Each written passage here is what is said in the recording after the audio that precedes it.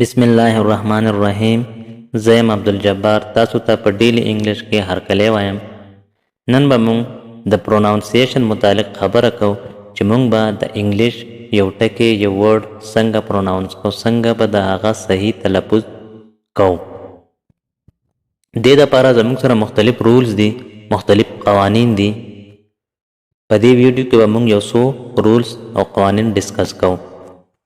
اولنې زموږ سره دی د اس ساوندز. د اس زموږ سره مختلف اوازونه دي. اس به زموږ سره د سین اواز کله ورکوي، یعنی د اس خپل اواز به کله ورکوي کله چې اس زموږ سره د یو ټکي په اخره کې راشي او د دې نه مخکې ټي کې پی راغلی وي، نو دا به زموږ سره د سین اواز ورکوي.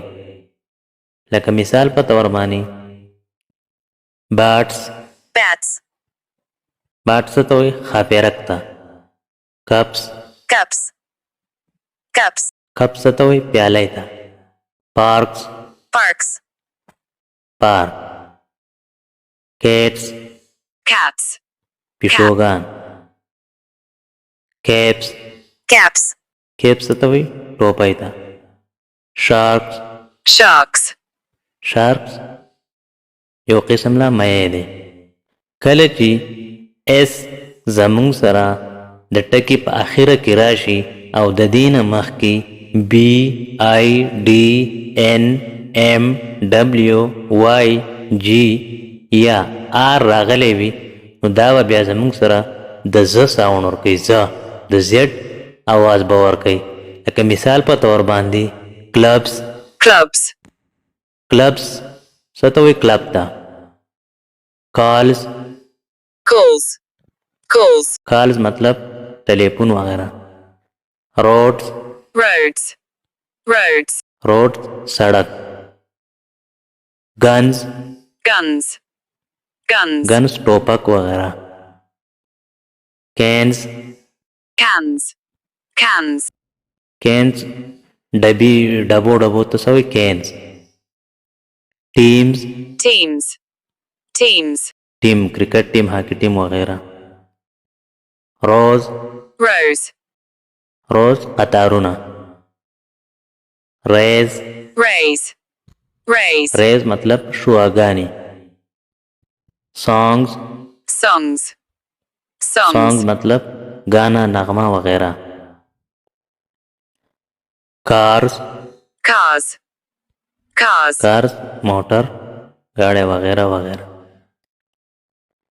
کله چې اس زموږ سره په اخره کې راشي او د دې نه مخکې زموږ سره واول وي، نو دا به بیا هم د زیډ اواز ورکوي. کله چې اس زموږ سره د ټکي په اخره کې راشي او د اس نه مخکې زموږ سره واول وي، نو دا به بیا زموږ سره د زیډ اواز ورکوي، د ز اواز به ورکوي. لکه مثال په طور باندې کلوتھس څه ته وایي کپړو ته. شوز بوټان.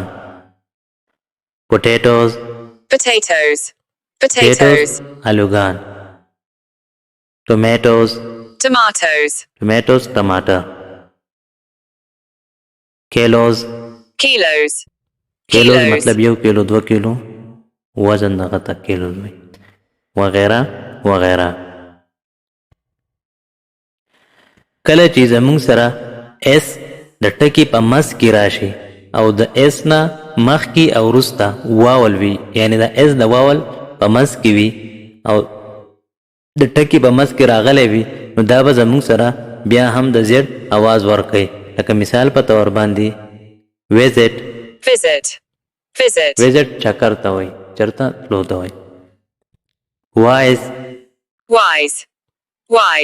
وایي عقلمن کس ته یا عقل ته. رایز وایي راوچتېدو ته یا خطو ته. ریزسټنس وغیرہ وغیرہ.